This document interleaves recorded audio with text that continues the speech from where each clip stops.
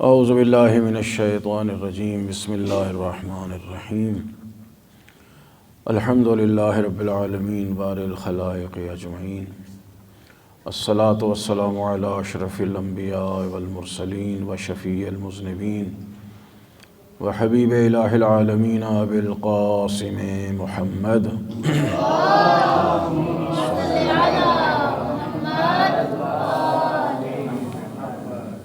وأهل بيته الطيبين الطاهرين المعصومين المظلومين ولعنة الله على أعدائهم أجمعين. أما بعد فقد قال الله الحكيم بسم الله الرحمن الرحيم قل إنما يوحى إلي إنما إلهكم إله واحد. صلوات بھیج دیں محمد وآل محمد. صلی علی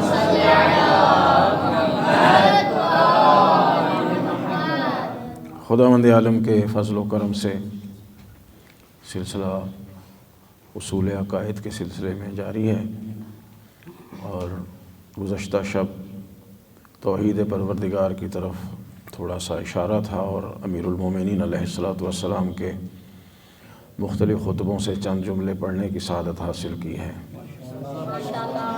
اور یہ کتنا لطف الہی ہے کہ معصومین کے کلمات ہماری زبان پہ جاری ہو جاتے ہیں. یعنی جو ہستیاں خداوند عالم کے مشیت کہلاتی ہیں، خداوند عالم کی صفات کا مظہر کہلاتی ہیں، ان کے الفاظ ہم جیسے گناہگار انسانوں کی زبان پہ جاری ہو جائیں، یہ بہت بڑا لطف اور کرم الہی ہے، اور ہم اپنے نفوس کو، اپنی زبانوں کو معطر کرتے ہیں معصومین علیہم الصلوۃ والسلام کے کلام سے اور اللہ تعالیٰ کے کلام سے. ایک صلوات بھیج دیں محمد وآل محمد.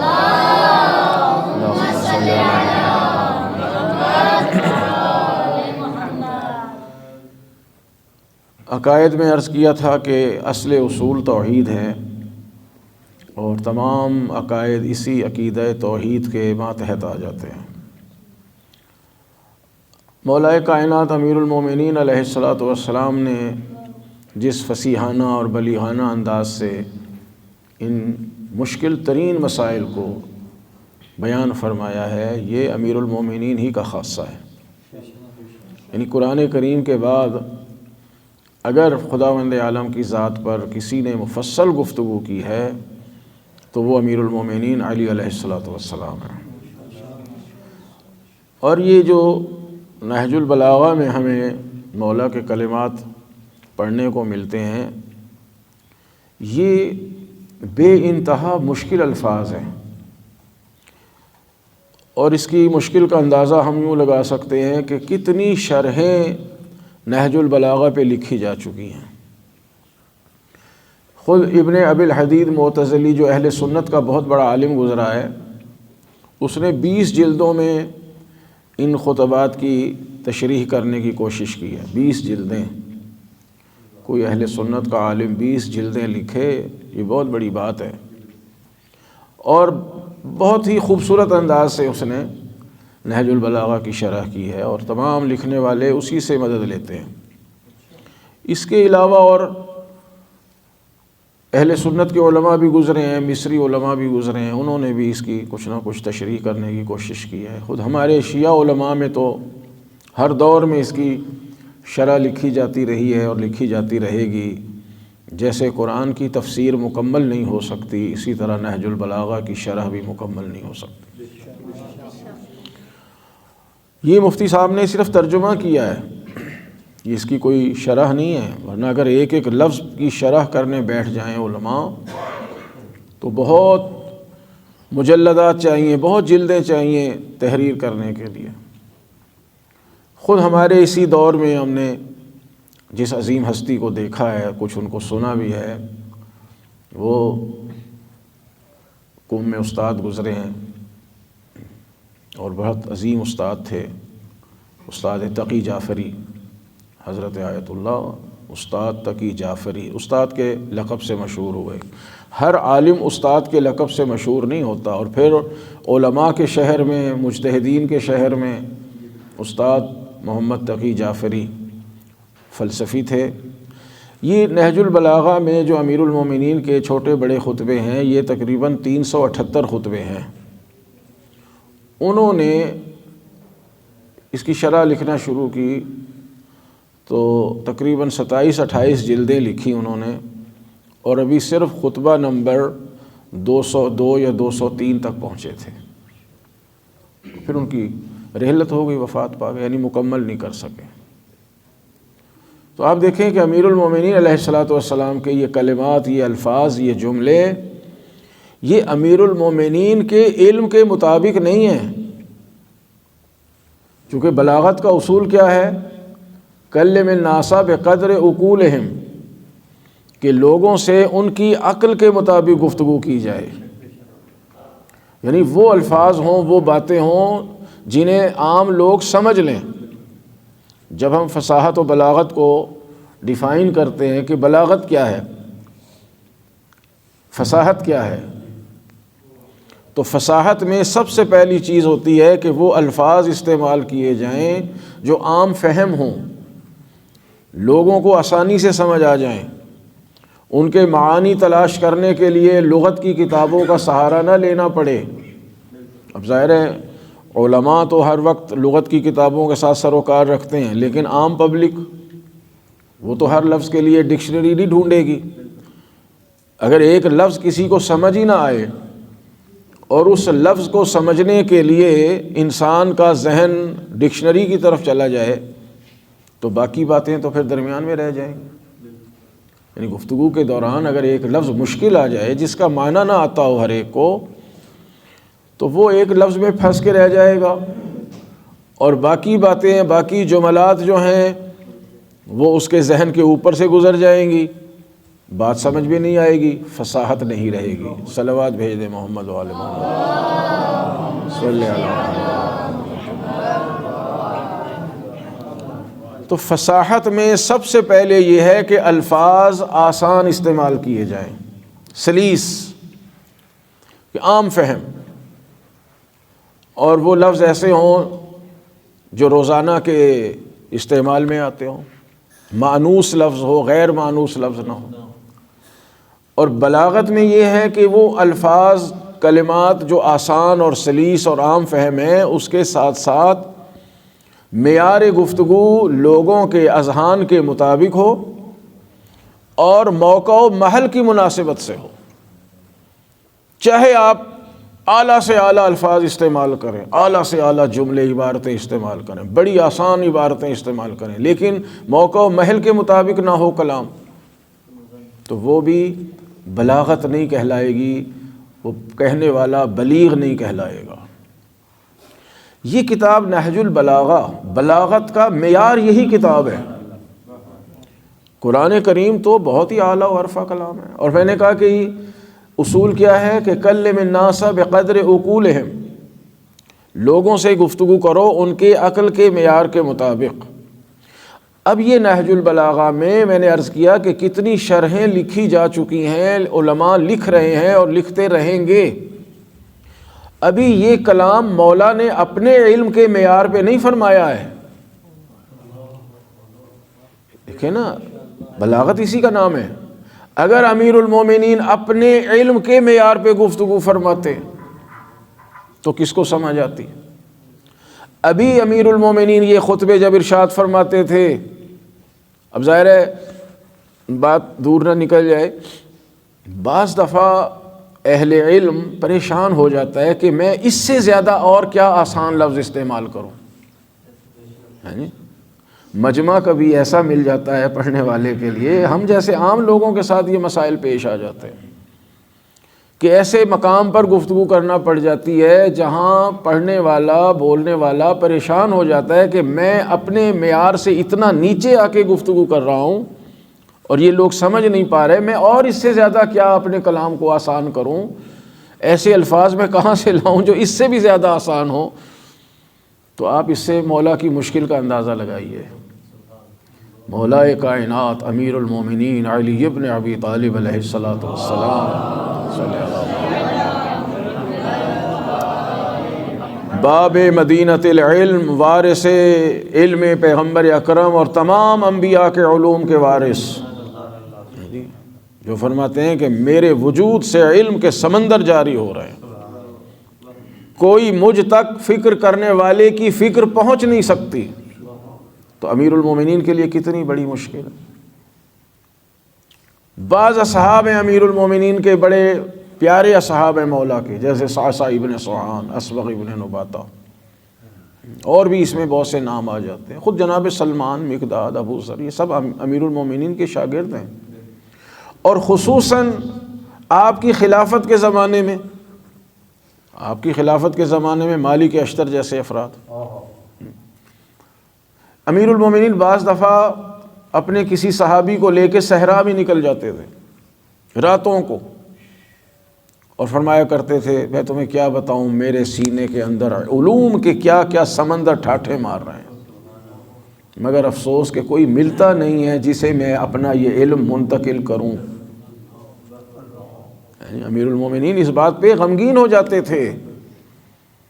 فرمایا کرتے تھے مجھے ایسے افراد نہیں مل پا رہے کہ جنہیں میں اپنا علم منتقل کروں. اسی لیے ایک یورپین مورخ نے، ایک انگریز لکھنے والے نے کہا ہے کہ علی جس زمانے میں آئے وہ زمانہ علی کے لائق نہیں تھا. کاش علی ابن ابی طالب ہمارے زمانے میں دنیا میں آئے ہوتے. وہ فرما رہے تھے کہ مجھ سے پوچھ لو، میں زمین سے زیادہ آسمانوں کے راستوں کو جانتا ہوں. انی عالم بطرق السماوات من طرق الارض. علی زمین سے زیادہ آسمانوں کے راستوں سے آگاہ ہے. اور امیر المومنین سے پوچھا جاتا تھا کہ میرے پگڑی کے پیچ کتنے. کتنا بڑا المیہ ہے اور کتنا بڑا ظلم ہے ان کی ذات کے ساتھ. ایک عالم کے علم سے فائدہ نہ اٹھانا یہ عوام کی بدقسمتی ہوتی ہے. وہ لوگ کتنے بدقسمت تھے کہ امیر المومنین علیہ الصلوۃ والسلام جیسی علم مجسم ذات، قرآن ناطق ذات، علم اولین و آخرین کے صاحب اور وارث ذات ان لوگوں میں موجود تھی، مگر ان لوگوں نے مولا کی ذات سے کما حقہ فائدہ نہیں اٹھایا. الٹا ان کے ساتھ جنگوں میں مصروف، مولا کو جنگوں میں مصروف کر دیا. یعنی امیر المومنین کی ذات کو موقع ہی نہیں دیا. جیسے رسول اکرم کو، حضور سرور کائنات صلی اللہ علیہ وآلہ وسلم کو جنگوں میں مسلسل مبتلا کیا. جب مدینہ تشریف لائے 1 سال گزرنے نہیں دیا اور جنگوں کا سلسلہ شروع ہو گیا. 10 سال آپ نے مدینے میں قیام فرمایا ہے رسالت مآب. 83 جنگیں لڑی ہیں 10 سال کے عرصے میں. ایک جنگ کسی ملک میں ہو جائے تو سال ہا سال گزر جاتے ہیں، وہ ملک سنبھلنے نہیں پاتا. اور پھر اس غربت کے دور میں 83 جنگیں 10 سال کے قلیل عرصے میں، تو حضور کو پھر موقع کہاں ملے گا کہ ساری باتوں کو بیان فرمائیں. موقع و محل کی مناسبت سے. لہٰذا حضور سرور کائنات کے کوئی بڑے بڑے خطبے نہیں ملیں گے آپ کو، چھوٹے چھوٹے جملے ہیں رسالت مآب کے، 3-3 4-4 لفظوں پہ مبنی. کہیں موعظہ و نصیحت ہے تو ذرا 5-6 جملے مل جائیں گے، اس سے زیادہ نہیں. مسلسل اور مفصل خطبات نہیں ہیں رسالت مآب کے. امیر المومنین کو بھی حضور سرور کائنات کے فوراً بعد ایسے مسائل میں مبتلا کر دیا کہ 25 سال مولا کے علم سے دنیا استفادہ ہی نہیں کر سکی. خانہ نشین ہو گئے. خانہ نشین کا مطلب یہ ہے کہ لوگوں نے امیر المومنین کے پاس رفت و آمد ہی چھوڑ دی. الناس علی دین ملوکہم، لوگ تو بادشاہوں کے مذہب پر چلے جاتے ہیں. جیسے ان کو حکمران ملے انہی کے پیچھے چل پڑے. اکثریت اس زمانے سے لے کے آج تک اکثریت جو ہے وہ امیر المومنین علیہ الصلوۃ والسلام سے بے بہرا ہے. بعض لوگ آپ کو دنیا میں ایسے ملیں گے جیسے وہ گویا امیر المومنین کو جانتے ہی نہیں. وہ بھی یہی سمجھتے ہیں کہ علی ابن ابی طالب بھی امت کے عام افراد میں سے ایک فرد تھے، اور اس کا شکوہ کیا امیر المومنین نے. امیر المومنین نے اس بات کا گلہ اور شکوہ فرمایا ہے کہ لوگوں نے مجھے میرے مقام سے اتنا گرایا ہے کہ مجھے بھی امت محمد میں سے ایک فرد سمجھا جاتا. کتنی بڑی مظلومیت ہے اور کتنی بڑی امت کی محرومیت ہے کہ ہم ان علوم سے محروم رہ گئے ہیں کہ جو امیر المومنین کے پاس تھے اور امت نے استفادہ نہیں کیا. اور جب برسر کار آئے، خلافت ملی، تو خلافت ملتے ہی امیر المومنین علیہ السلام کو بعین ہی رسول اللہ کی طرح جنگوں میں مبتلا کر دیا. 4 سال کا زمانہ خلافت ظاہری ہے، اور اس میں 3 خوفناک ترین جنگیں اور چھوٹی چھوٹی شورشیں اس کے علاوہ تھیں کہ امیر المومنین علیہ السلام اسی کی اصلاح میں لگے رہے.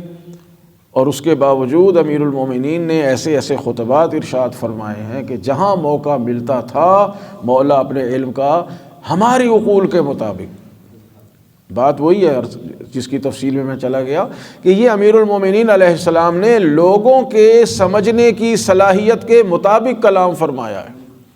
کہ امیر المومنین کے علم کا یہ معیار نہیں ہے، مولا کائنات کا علمی معیار کہیں اعلیٰ و ارفع ہے. یہ آپ نے یوں کہوں کہ یہ امیر المومنین علیہ السلام کے لیے ایک مجبوری بن گئی تھی کہ اپنے معیار علم سے نیچے آ کے گفتگو کریں تاکہ ان کی بات کو لوگ سمجھ سکیں. اور اسی کی تشریحات میں آپ دیکھ لیں کہ علماء لگے ہوئے ہیں دن رات، مگر پھر بھی امیر المومنین کے کلام کا حق ادا نہیں ہو پا رہا. جیسے قرآن کریم کی تفسیر کا حق ادا نہیں ہو سکتا جب تک حضرت ولی یاسر عجل اللہ تعالی فرجہ شریف نہ آ جائیں. صلی اللہ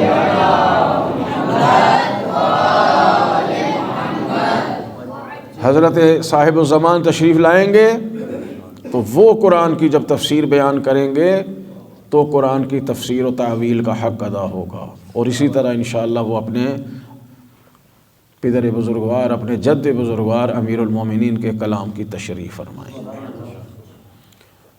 تو امیر المومنین علیہ السلام نے جو یہ جملے ارشاد فرمائے ہیں وہ حالانکہ ان کے معیار کے مطابق بہت آسان جملے ہیں، لیکن ہمارے سمجھنے کے اعتبار سے انتہائی اعلیٰ و ارفع کلام ہے کہ اہل سنت کے علماء نے کہا ہے کہ یہ نہج البلاغہ تحت کلام الخالق و فوق کلام المخلوق، خداوند عالم کے کلام کے بعد ساری مخلوق کے کلام سے اعلیٰ و ارفع کلام ہے امیر المومنین علیہ السلام کا. چند جملے آج پھر عرض کروں اور سلسلے کو آگے بڑھائیں کہ سارے ہی جملے امیر المومنین کے اس لائق ہیں کہ انسان اس کو پڑھے اور ٹھہر کے خوب غور و فکر کرے. لیکن ظاہر ہے کہ وقت کی قلت کے پیش نظر چند جملے ہی ہم پڑھ سکتے ہیں. یہ 63 نمبر کا خطبہ ہے اور یہ چند جملے میں عرض کروں گا، توجہ آپ فرمائیں گے کہ الحمدللہ الذی لم یسبق لہ حال حالا. ساری تعریفیں اسی اللہ کے لیے ہیں کہ جس کی ایک صفت دوسری صفت کو مؤخر نہیں کرتی اور ایک صفت دوسری صفت سے مقدم نہیں ہوتی. یعنی ایک حال دوسرے حال پہ طاری نہیں ہوتا. یعنی یہ نہیں کہا جا سکتا کہ اللہ کی یہ صفت بہت بڑی ہے، یہ صفت ذرا اس سے کم تر ہے. یعنی کسی صفت کو ہم نہ مقدم کر سکتے ہیں نہ مؤخر کر سکتے ہیں. یعنی بندہ پریشان ہو جاتا ہے کہ کون سی بات خداوند عالم کی بیان کی جائے، کون سی صفت بیان کروں اور کون سی صفت بیان نہ کروں. اس کی صفات اتنی ہیں کہ کسی صفت کو ہم مقدم یا مؤخر نہیں کر سکتے. کسی صفت کو یہ نہیں کہہ سکتے یہ اللہ کی بہت بڑی صفت ہے، یہ ذرا اس سے چھوٹی صفت ہے، یہ اس سے ذرا چھوٹی صفت ہے.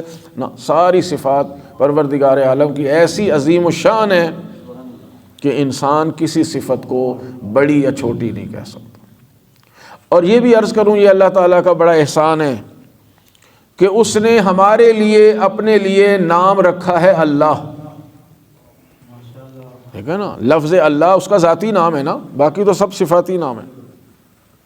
بے شمار نام ہے اللہ تعالیٰ کے، بے شمار، گنتی میں آنے والے نام نہیں ہیں. 99 نام یا 1001 نام اس میں ہم پڑھتے ہیں جوشن کبیر میں. ایک روایت میں ہے کہ اللہ کے 4000 سے زیادہ نام ہیں، اور ایک چھٹے امام سے حدیث ہے کہ اللہ کے اتنے نام ہیں جنہیں کوئی شمار ہی نہیں کر سکتا. تو ہر نام ایک صفت کی طرف اشارہ کرتا ہے. تو ہم کسے کہیں یہ بڑی صفت ہے، نعوذ باللہ یہ چھوٹی صفت ہے، پہلے اس صفت کو بیان کریں پھر اس صفت کو بیان کریں، ناممکن تھا نا۔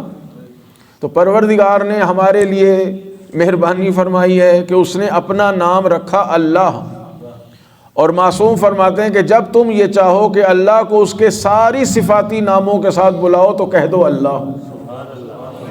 یعنی جب ہم کہتے ہیں یا اللہ تو ساری صفاتی اسماء جلالہ، سارے اسماء پروردگار اسی ایک لفظ اللہ کے اندر سموئے ہوئے ہیں، جسے کہا جاتا ہے کہ یہ لفظ اللہ جامع ہے اللہ کے تمام صفات و کمالات کو، تمام صفاتی نام، تمام اس کی صفات، تمام کمالات اس لفظ اللہ کے اندر سموئے ہوئے ہیں۔ فرماتے ہیں کہ اس خدا کے لیے ساری تعریفیں ہیں کہ جس کی کسی ایک صفت کو دوسری پر مقدم نہیں کیا جا سکتا، یعنی اور صفت کو مؤخر نہیں کر سکتے۔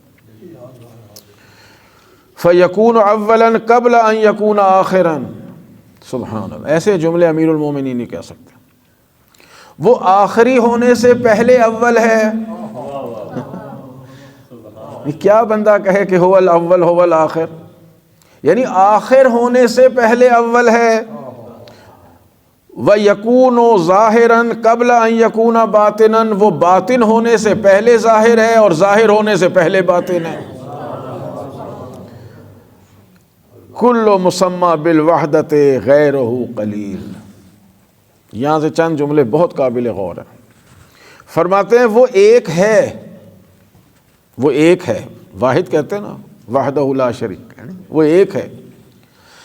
اچھا، اللہ کے علاوہ جہاں بھی آپ ایک کا عدد استعمال کریں گے، کہتے ہیں ایک، یعنی تو وہ نمبرز میں یعنی گنتی میں سب سے کم ہوتا ہے۔ دو ایک سے بڑا ہے نا جی، تین کا عدد ایک سے زیادہ ہے، چار کا عدد اس سے اور زیادہ ہو جائے گا، پانچ کا عدد اس سے اور زیادہ ہو جائے گا، یعنی گنتے چلے جائیں۔ زیرو تو ظاہر ہے زیرو بھی عدد ہے لیکن وہ گنتی میں آتا نہیں ہے، لیکن اگر ہم کہیں ایک تو کم ترین عدد جو ہوتا ہے وہ ایک ہوتا ہے۔ اب تھوڑی سی گفتگو طالب علمانہ معیار کی کریں، دیکھیں نا، آپ پڑھتے ہیں کہ فعل امر کا اطلاق مرہ پہ ہوتا ہے، یعنی ایک پہ ہوتا ہے یا زیادہ پہ، پڑھتے ہیں نا اصول میں کہ جب اللہ کہتا ہے اقیمو، یعنی کوئی حکم دیتا ہے تو یا واجب کہہ لیں، یہ ایک دفعہ کرنے پر دلالت کرتا ہے یا کئی دفعہ کرنے پہ دلالت کرتا ہے؟ تو وہاں کہتے ہیں اصولی علماء کہ نہیں، یہ کسی پہ دلالت نہیں کرتا، نہ مرہ پہ نہ تکرار پہ، ٹھیک ہے۔ لیکن چونکہ حکم الہی کو انجام دینا کم از کم ایک دفعہ تو چاہے گا، اگر ہم ایک دفعہ بھی اس کے حکم کو پورا نہ کریں تو نافرمان کہلائیں گے، لہذا کم سے کم ہر حکم ایک دفعہ بجا لانے پر دلالت کرتا ہے، یعنی یہ کم سے کم عدد ہے ایک۔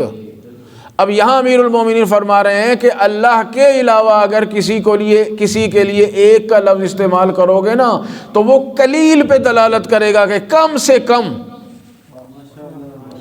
یعنی اگر کہا جائے کہ جی اس پورے حال میں کتنے افراد بیٹھے ہیں، آپ کہیں ایک، تو اس کا مطلب یہ ہے کہ کم ترین عدد یہی ایک ہے، اگر یہ ایک بھی نہ ہوتا تو یہ حال بالکل خالی ہوتا ہے نا۔ تو اللہ کے علاوہ اگر ایک کا عدد استعمال کریں گے تو یہ نقص ہو جائے گا، نقصان کہلائے گا، کم ترین کہلائے گا، اور یہی ایک عدد جب اللہ کے لیے استعمال کرتے ہیں تو یہی پروردگار کا کمال بن جاتا ہے کہ وہ ایسا ایک ہے۔ سے جملے سوائے امیر المومنین کے کوئی نہیں کہہ سکتا، یعنی انسان کا دماغ ہی نہیں جا سکتا۔ بڑے بڑے مفکرین گزرے ہیں، بڑے بڑے صاحب علم دنیا میں گزرے ہیں، اس چیز کی طرف، اس نقطے کی طرف کسی کا ذہن گیا ہی نہیں سوائے مولا کائنات امیر المومنین علیہ الصلوۃ والسلام۔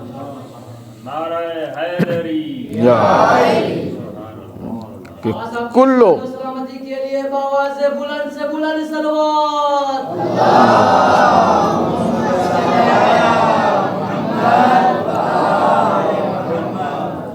یہ یاد رکھنے کے جملے ہیں کہ کل مسمى بالوحدۃ غیرہ قلیل، جس کو بھی غیرہ اللہ کے علاوہ جس کو بھی نام رکھیں گے نا ایک، وہ قلیل ہونے پر دلالت کرے گا۔ اور یہی اللہ تعالیٰ کے لیے کمال بن جاتا ہے کہ وہ ایک ہے، اور ایسا ایک ہے کہ اس جیسا کوئی بھی نہیں۔ وَكُلُّ عَزِيزٍ غَيْرُهُ ذَلِيلٌ، اللہ کے علاوہ جو بھی صاحب عزت ہو سکتا ہے وہ کہیں نہ کہیں ذلیل ہو سکتا ہے، اور ہو جاتے ہیں۔ دیکھ نہیں رہے لوگ، سمجھتے ہیں جناب الیکشن میں جیت گئے تو عزت مل گئی، اور جب ہار گئے، وہ جو آیت ہے نا قرآن کریم میں، وَتُعِزُّ مَن تَشَاءُ وَتُذِلُّ مَن تَشَاءُ، یہ صرف الیکشنوں میں آیت استعمال ہوتی ہے۔ یعنی یہاں دیکھیں ایک ذلیل ہمارے اردو میں استعمال ہوتا ہے، اور عربی میں جو لفظ ذلیل ہے نا، اس کا معنی یہ ہوتا ہے کہ جہاں عزت پہ فرق آ جائے، یعنی عزت کا کم ہونا۔ جتنے بھی دنیا میں صاحب عزت ہوں گے وہ کسی نہ کسی مقام پہ ان کی عزت میں کمی نظر آئے گی، مگر اللہ تعالیٰ وہ صاحب عزت ہے۔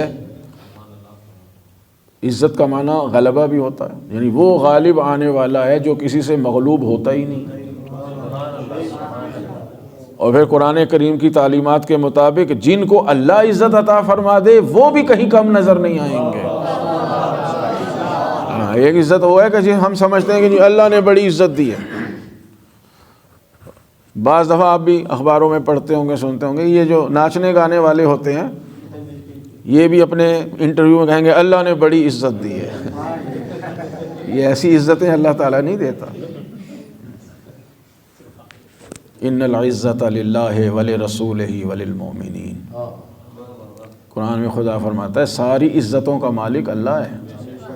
عزت اللہ کے لیے ہے، اس کے رسول کے لیے ہے، اور مخصوص مومنین کے لیے ہے، کہ روایات معصومین میں ہے کہ یہاں مومنین سے مراد محمد و آل محمد علیہ الصلاۃ والسلام۔ وَكُلُّ قَوِيٍّ غَيْرُهُ ضعیف، ہر طاقتور اللہ کے علاوہ ہر طاقتور کمزور ہو جاتا ہے۔ بڑے بڑے پہلوان دنیا میں دیکھ لیں، بڑے بڑے جسمانی قدرت رکھنے والے ایک مقام پہ ضعیف ہو جاتے ہیں۔ کہیں ان کی طاقت اتنی نظر آتی ہے کہ دنیا ان کے روب میں آ جاتی ہے، خوف زدہ ہوتی ہے، اور ایک مقام پہ آتا ہے ایسا کمزور ہو جاتا ہے وہ کہ اس کا جسم حرکت کرنے سے بھی قاصر ہو جاتا ہے۔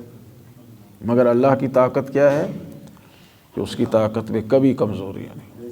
ما نحن بمسبوقین، خدا فرماتا ہے ہماری طاقت میں کوئی کمی نہیں آ سکتی۔ وَكُلُّ مَالِكٍ غَيْرُهُ مملوک، ہر مالک، دنیا کا ہر مالک جو خدا کے علاوہ کسی چیز کا مالک ہے وہ ایک مقام پہ خود مملوک بن جاتا ہے۔ مملوک کسے کہتے ہیں؟ جو کسی کی ملکیت میں ہو۔ ہم دنیا میں مالک ہیں، اللہ تعالیٰ نے انسانوں کو اپنے اپنے مال کا مالک بنایا ہے، لیکن ایک مقام آتا ہے جہاں اس کی مالکیت ختم ہو جاتی ہے۔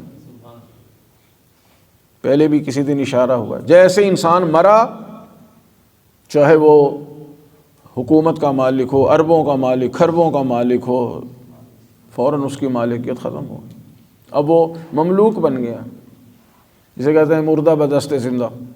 جی جو اتنی بڑی بڑی سلطنتوں کو مالک تھا، جیسے ہی موت آئی اب وہ دوسروں کے اختیار میں، چاہے تو دفنا دیں چاہے تو ایسے پڑا رہنے دیں۔ تاریخ میں کیسے کیسے حکمران گزرے ہیں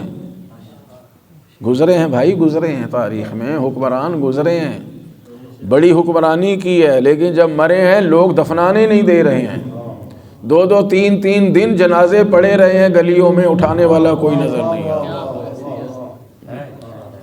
صلوات بھیج دیں محمد و آل محمد۔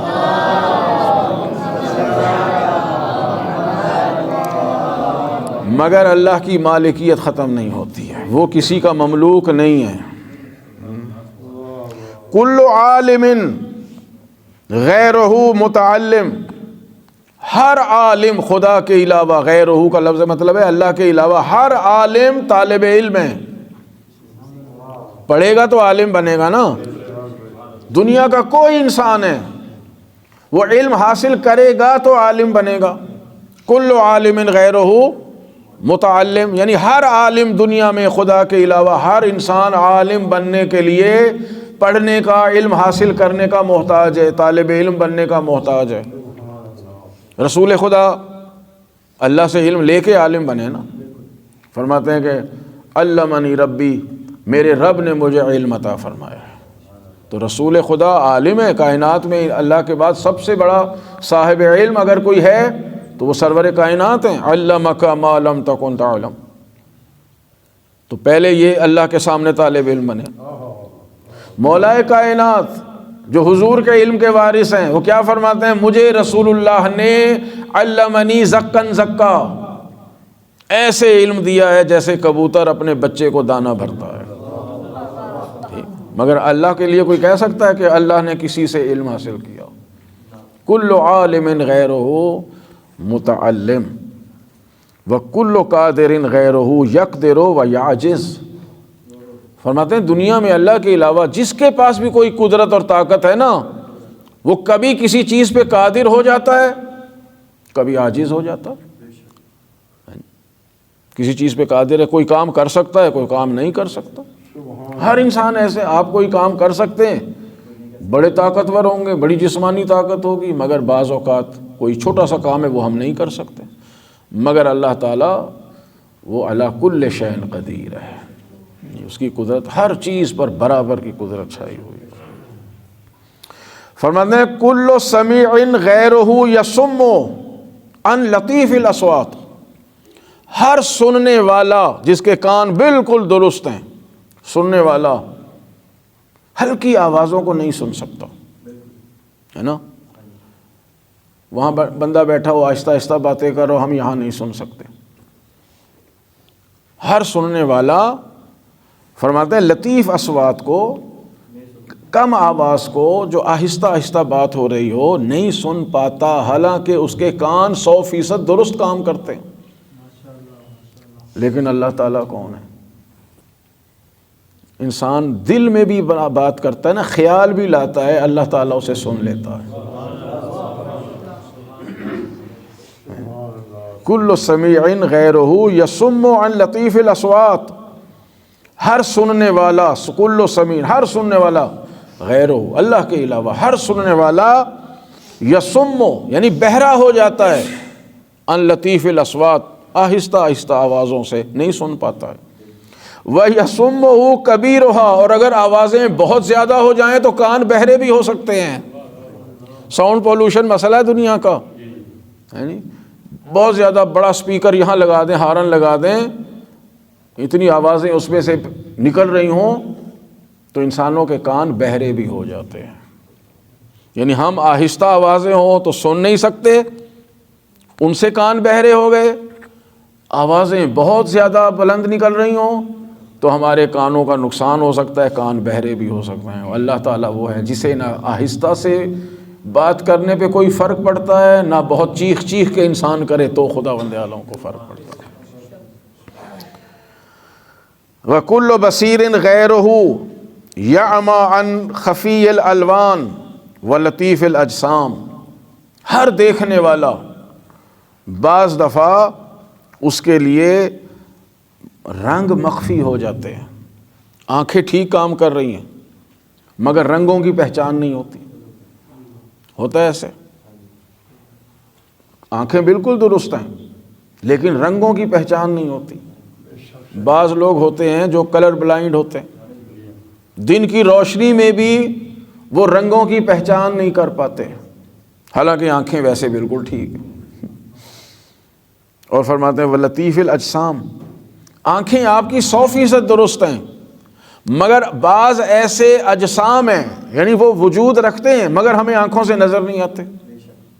اسی فضا میں کتنے جراثیم ہوں گے جو ہمیں آنکھوں سے نظر نہیں آ رہے، حالانکہ ہماری آنکھیں بالکل ٹھیک ہیں، مائکروسکوپ لگائیں گے تو ان میں جا کے کہیں نظر آئیں گے۔ مگر خداوند عالم وہ ہے کہ جس کو ہر شے نظر آتی ہے اور کسی رکاوٹ کے بغیر نظر آتی ہے۔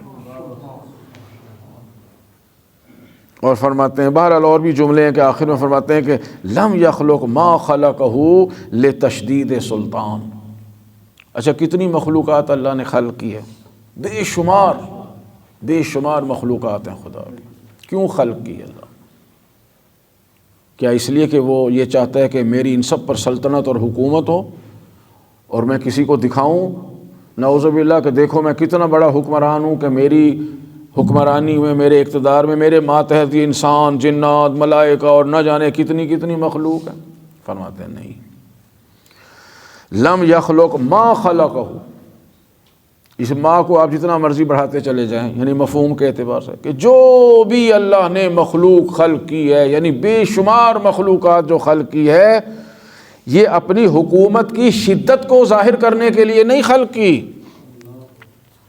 کہ میرے پاس اتنی بڑی حکومت ہے اور میرے اتنے جناب حکمرانی میں لوگ اور مخلوقات موجود ہیں، نہیں، اپنی شدت سلطانی کو، اپنی حکومت کی شدت اور عظمت کو بیان کرنے کے لیے خلق نہیں کیا۔ ولا تخوف من عواقب الزمان، اور نہ اس خوف سے اللہ نے خلق کیا ہے نعوذ باللہ کہ میرے پاس ایک بڑا لشکر تیار ہو جائے کہ اگر کسی زمانے میں کوئی میری حکومت پہ حملہ آور ہو تو میں کہوں کہ میرے پاس تو بہت بڑی فوج ہے جو میرے اقتدار کا دفاع کر سکتی ہے۔ دیکھا نا، ممالک بڑی بڑی فوجیں بناتے ہیں، بڑے بڑے اسلحے ان کو دیتے ہیں، کس لیے کہ اگر کوئی میری حکومت پر حملہ کرے، ہمارے ملک پہ حملہ کرے تو دفاع کے لیے لشکر موجود ہو۔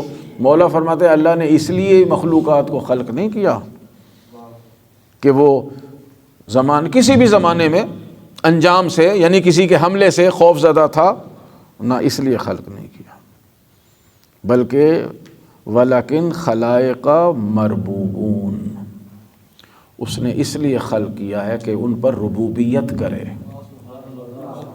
ان کا رب بن جائے۔ یہاں میں چھوڑ رہا ہوں اس بات کو، اس نے ربوبیت کے لیے کہ میری ربوبیت قائم ہو جائے، میرے رب ہونے کا اظہار ہو جائے۔ اب ضرورت ہے کہ ہم لفظ رب کو سمجھیں کہ رب ہوتا کیا ہے۔ میں نے یہاں چند چیزیں نوٹ کی ہیں، البتہ اگر انشاءاللہ آپ قرآن کریم پڑھیں اور ضرور پڑھتے ہیں تو آپ قرآن میں جہاں جہاں لفظ رب آیا ہے نا اس کے مفہوم کو سمجھتے جائیں،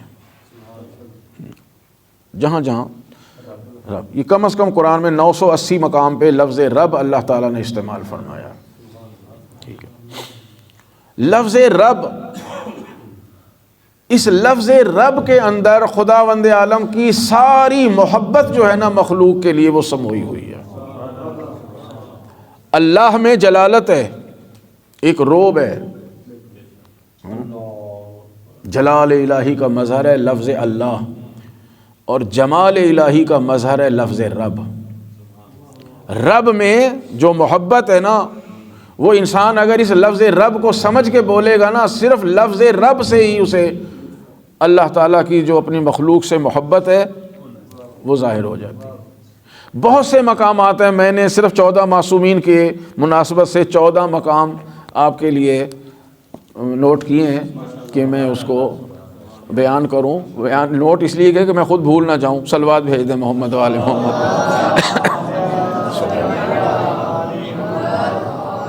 دیکھیے، سب سے پہلی وحی جو ہے وہ کیا ہے؟ اقرا بسم ربک الذی خلق۔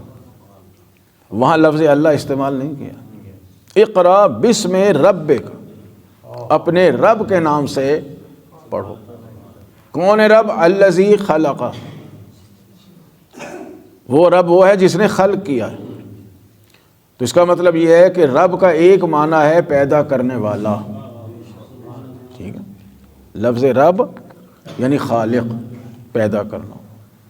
اچھا، سورہ حمد ہم شروع کرتے ہیں، الحمدللہ رب العالمین۔ ابھی ہماری اردو کی مجبوری ہے کہ ہم وہاں صرف لفظ پالنے والا کہہ کے گزر جاتے ہیں، لیکن اس رب العالمین کے مفہوم میں اللہ تعالیٰ نے اپنی جتنی ربوبیت ہے اور رب کے جتنے مفاہیم ہو سکتے ہیں وہ سارے اسی ایک لفظ رب العالمین کے اندر سمو کے رکھ دیے۔ یہ قرآن معجزہ ہے بھائی۔ یہاں ہم اگر پالنے والا بھی ترجمہ کریں تو ہوگا کہ رب یعنی پرورش کرنے والا، تربیت کرنے والا۔ اچھا، حضرت موسیٰ اور ہارون علیہ السلام جو فرعون کے دربار میں گئے نا اس کو تبلیغ کرنے، تو اس نے پوچھا من ربکما، تمہارا رب کون ہے؟ وہ سمجھتا تھا میرا نام لے گا فرعون سمجھ رہا تھا کہ موسیٰ میرا نام لیں گے، میں نے پالا ہے۔ انہوں نے فرمایا کہ ربنا الذی اعطی کل شیء خلقہ ثم ھدی، ہمارا رب وہ ہے جس نے ہر چیز کو پیدا کیا ہے اور ہر چیز کی ہدایت فرمائی ہے۔ تو یہاں لفظ رب کا معنی بنے گا ہدایت کرنے والا۔ اچھا، سورہ رحمان آپ پڑھتے ہیں، اس میں 31 مقامات پہ ہے فَبِأَيِّ آلَاءِ رَبِّكُمَا تُكَذِّبَانِ، کہ اے جن و انس تم اپنے رب کی کس کس نعمت کا انکار کرو گے۔ تو رب کا معنی بنے گا نعمتیں دینے والا۔ آلہ میں ظاہری اور باطنی سب نعمتیں آ جاتی ہیں۔ اور معصومین فرماتے ہیں کہ 31 مقامات پہ جہاں جہاں یہ اللہ تعالیٰ نے فرمایا نا کہ فَبِأَيِّ آلَاءِ رَبِّكُمَا تُكَذِّبَانِ، ہر جگہ ایک ہی نعمت کا ذکر نہیں ہے، بے شمار نعمتوں کا ذکر ہے۔ ہمارے بھائی یہی سمجھتے ہیں کہ یہاں نعمتیں دینے والا کہیں کیلا آ جائے گا، کہیں سیب آ جائے گا۔ یہ بھی نعمتیں ہیں اللہ تعالیٰ کی، لیکن لفظ اعلیٰ استعمال کیا ہے۔ میں نے عرض کیا کہ اعلیٰ کا یہ الہ کی جمع، الہ یعنی نعمت کے معنی میں آتا ہے، وہاں آپ ابتدائی کتابوں میں پڑھتے ہیں کہ الہ کا معنی ہے باطنی نعمتیں، لیکن جب جمع کا استعمال کرتے ہیں آلاء ربکما تو معصوم فرماتے ہیں یہاں ظاہری اور باطنی دونوں نعمتیں آ جاتی ہیں، ظاہری نعمتیں بھی اور جو باطنی نعمتیں ہیں جنہیں ہم سمجھ ہی نہیں پاتے ہیں، وہ نعمات انعام الہی بھی اس میں شامل ہو جاتے ہیں۔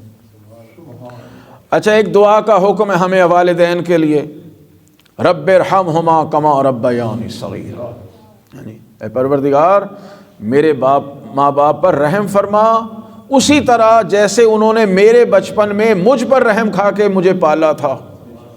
اس وقت بچپن میں انہوں نے مجھ پر رحم کیا تھا، محبت کی تھی، اور اسی محبت کے جذبے سے میری پرورش کی تھی، مجھے پالا تھا۔ اب جب یہ بوڑھے ہو گئے ہیں یا وفات پا گئے ہیں تو ان پر اسی طرح شفقت فرما۔ تو یہاں رب کا معنی ہو جائے گا شفیق، شفقت کرنے والا، محبت کرنے والا۔ اچھا، ایک آیت ہے ربنا افرغ علینا صبرا، پروردگار ہمیں صبر کی فراوانی عطا فرما۔ تو رب کا ایک معنی ہو جائے گا صبر دینے والا۔ دیکھ لیں یہ صبر کون دیتا ہے؟ اتنی بڑی بڑی مشکلات انسان پہ آ جاتی ہیں، ایک بچے کے لیے ماں باپ کے مرنے سے بڑی بھی کوئی مصیبت ہو سکتی ہے؟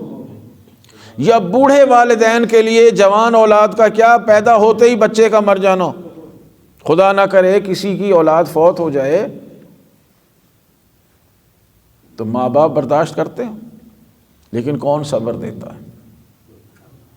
جی، جس وقت کسی کا انتقال ہوتا ہے، باپ مر جائے ماں مر جائے، بچوں کا رو رو کے برا حال ہو جاتا ہے، لگتا ہے کہ اب یہ دنیا ختم ہو گئی۔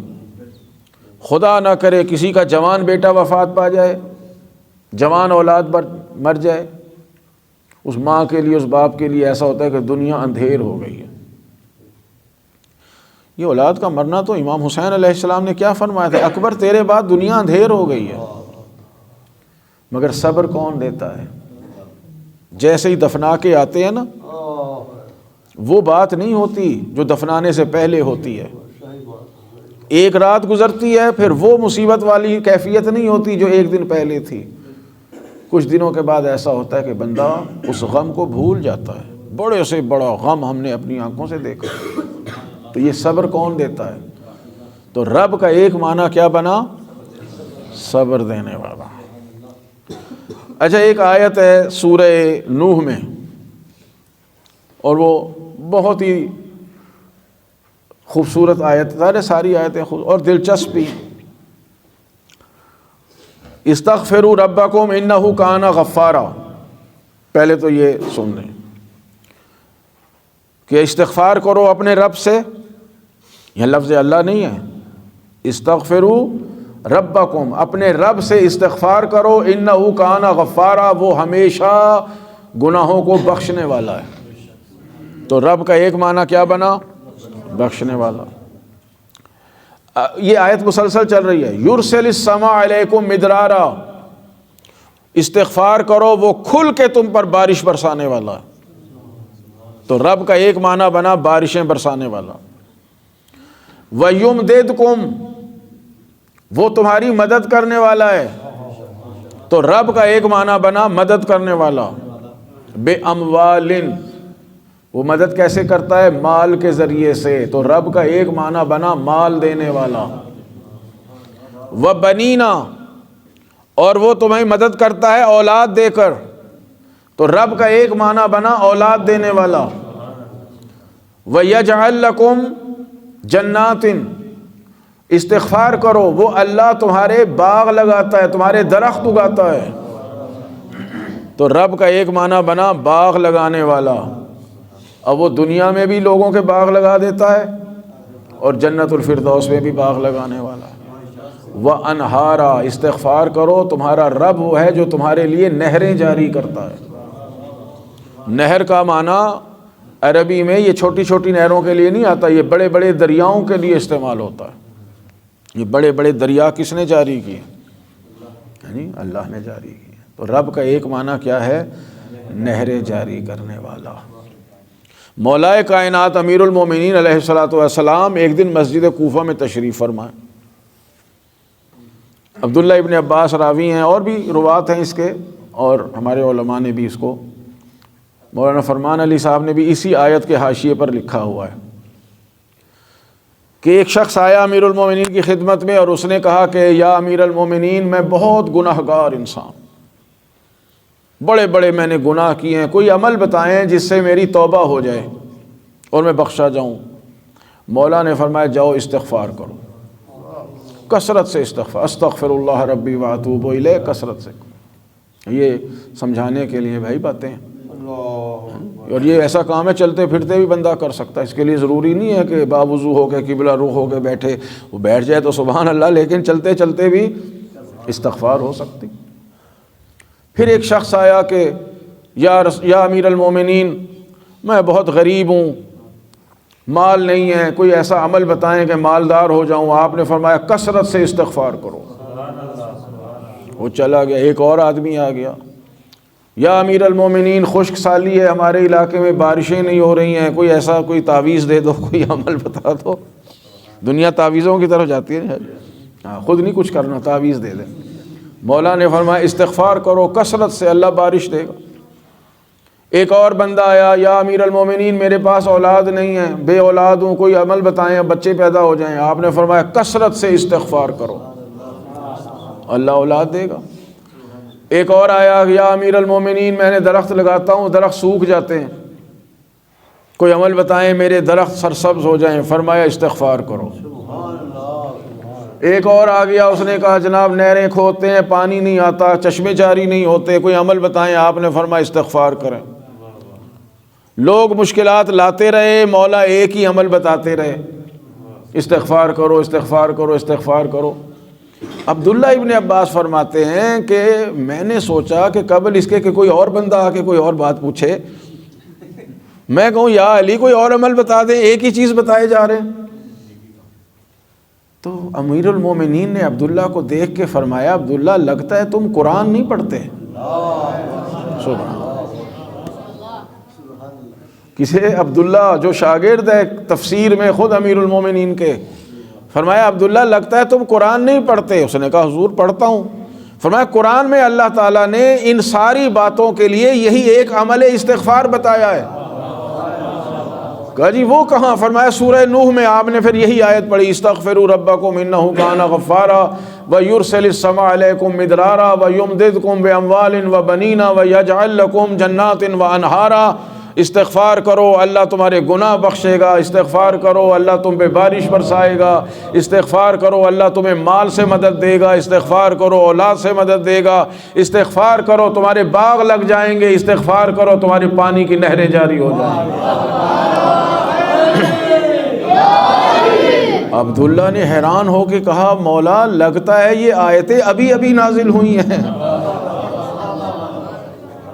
جب عبداللہ جیسے کی نگاہوں پر پردے پڑے ہوئے ہوں تو ہم کہاں جائیں گے بھائی؟ کہا مولا لگتا ہے یہ آیتیں ابھی نازل ہوئی ہیں۔ امیر المومنین نے فرمایا کہ نہیں، آیتیں تو میرے بھائی محمد پہ نازل ہوئی تھیں مگر سمجھے آج ہو۔ تو علی کے بغیر، امیر المومنین کے بغیر اگر عبداللہ ابن عباس جیسا حبر الامت قرآن کی 2-3 آیتوں کو نہیں سمجھ سکتے تو آج کے جاہل انسان اللہ کے کلام کو علی کے بغیر کیسے سمجھ سکتے؟ آواز بلند سے بلند صلوات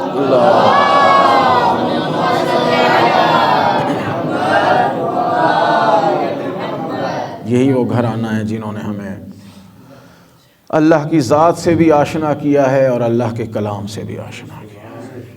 اگر محمد و آل محمد علیہ السلام نہ ہوتے تو دنیا میں کیا، اس دنیا سے ماورا بھی کسی مخلوق کو خدا کا پتہ نہ ہوتا، ملائکہ کو بھی اللہ کا پتہ نہ ہوتا، باقی تو انسان کسی حساب و کتاب میں نہیں آئیں گے۔ ملائکہ نے بھی اگر تسبیح سیکھی ہے تو ان سے سیکھی ہے کہ فرماتے ہیں سبحنا وسبحت الملائکۃ بتسبیحنا، ہماری تسبیح کرنے سے فرشتوں نے اللہ کی تسبیح کرنا سیکھی ہے۔ ہم نے اللہ کی حمد کی ہے تو ملائکہ نے اللہ کی حمد سیکھی، ہم نے اللہ کا ذکر کیا ہے تو فرشتوں نے اللہ کا ذکر کرنا سیکھا ہے۔ ساری کائنات، خداوند عالم کے علاوہ ساری کائنات ہے، ساری کائنات خداوند عالم کو جاننے میں، پہچاننے میں، اس کی عبادت کرنے میں، اس کی بندگی کرنے میں ان 14 ہستیوں کی محتاج ہے۔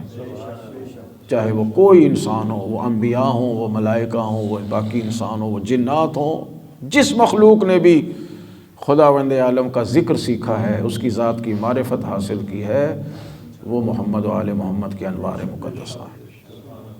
اور پھر ان ہستیوں نے صرف خدا کو پہچانوایا ہی نہیں ہے، پہچانوانے کے علاوہ اس کے پیغام کی حفاظت کے لیے اپنا سب کچھ قربان کر دیا۔ کسی نے دنیا میں خدا کی راہ میں اتنی بڑی قربانی نہیں دی۔ لوگ عید الاضحیٰ کے دن بکرے ذبح کر کے یہ سمجھتے ہیں کہ ہم نے بڑی قربانی دے دی خدا کی راہ میں، اور بڑی قربانی دیں گے، اونٹ نہر کر دیں گے، مگر جسمانی قربانی کس نے دی؟